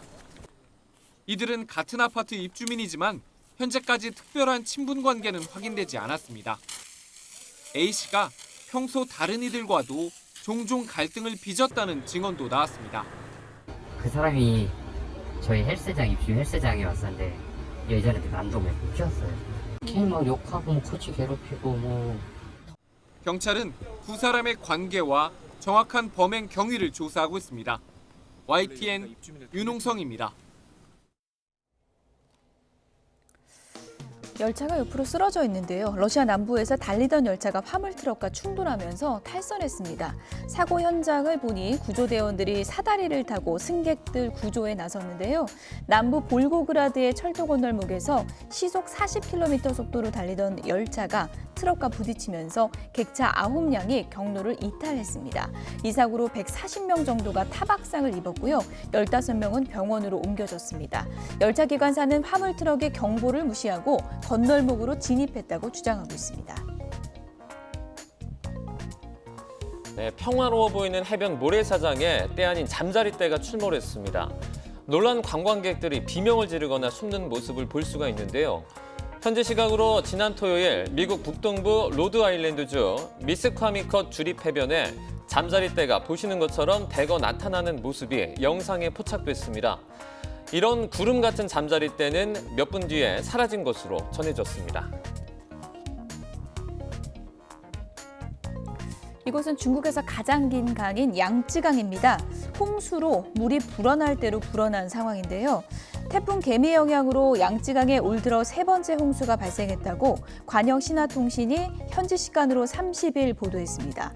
이 보도에 따르면 양쯔강 중류 수위를 모니터링하는 주요 지점인 예나탕 수문관측소 수위가 위험 수준인 32.5m까지 올랐다고 하는데요. 후난성 샹자인강 지류에서는 제방 3곳이 무너져서 인근 주민 수천 명이 긴급 대피하기도 했습니다. 내일까지 진행되는 하반기 전공의 모집에 지원 인원이 많지 않은 것으로 드러났습니다. 조규영 보건복지부 장관은 오늘 아침에 열린 중앙재난안전대책본부 회의에서 이렇게 말하고 복귀를 망설이는 사직 전공의들에게 환자와 본인 자신을 위해 용기를 내달라고 당부했습니다. 그러면서 정부가 사직 전공의가 복귀를 망설이는 요인을 꼼꼼히 점검해 이를 해소할 수 있도록 적극 대응하겠다고 강조했습니다. 극한 호우를 퍼부은 올해 장마는 지난 주말을 기해서 종료됐습니다. 이제는 폭염과 열대야로 밤낮이 없는 찜통더위가 이어지겠는데요. 자세한 내용 기상캐스터 연결해서 알아보겠습니다. 이혜미 캐스터. 네, 청계천에 나와 있습니다. 네, 이번 장마 유독 강하게 쏟아진 것 같은데요. 이젠 종료가 됐다고요? 네, 맞습니다. 기상청은 오늘 오전 지난 주말을 기해서 장마가 종료됐다고 밝혔습니다. 이번 장마 남부지방은 예년보다 길고 중부지방은 예년보다 다소 짧았는데요. 다만 그 강도는 역대급이었습니다. 시간당 100mm의 폭우가 8차례나 기록됐고요. 전국에 내린 강수량도 예년보다 많았습니다.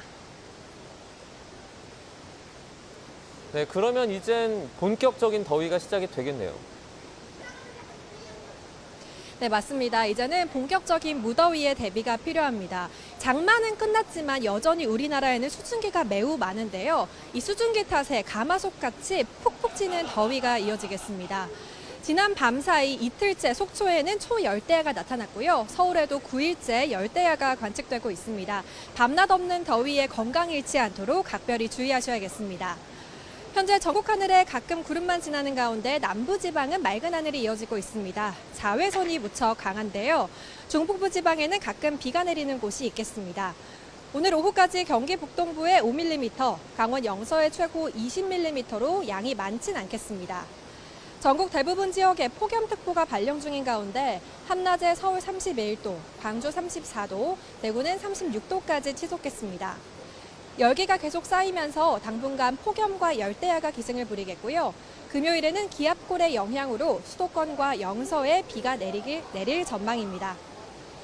무더위 속 지난 일요일까지 집계된 온열 질환자 수가 1,000명에 육박했습니다. 당분간 무더위가 지속되면서 온열 질환자가 더 늘어날 걸로 보이는데요. 기본적으로 시원한 통풍이 잘 되는 옷차림 하셔야겠고요. 땀을 많이 흘렸다면 이온 음료를 마시는 게 도움이 되겠습니다. 지금까지 청계천에서 YTN 이혜민입니다. 뉴스나 오늘 순서는 여기서 마치겠습니다. 내일 오전 11시 반 더 생생한 뉴스로 찾아뵙겠습니다. 여러분 고맙습니다.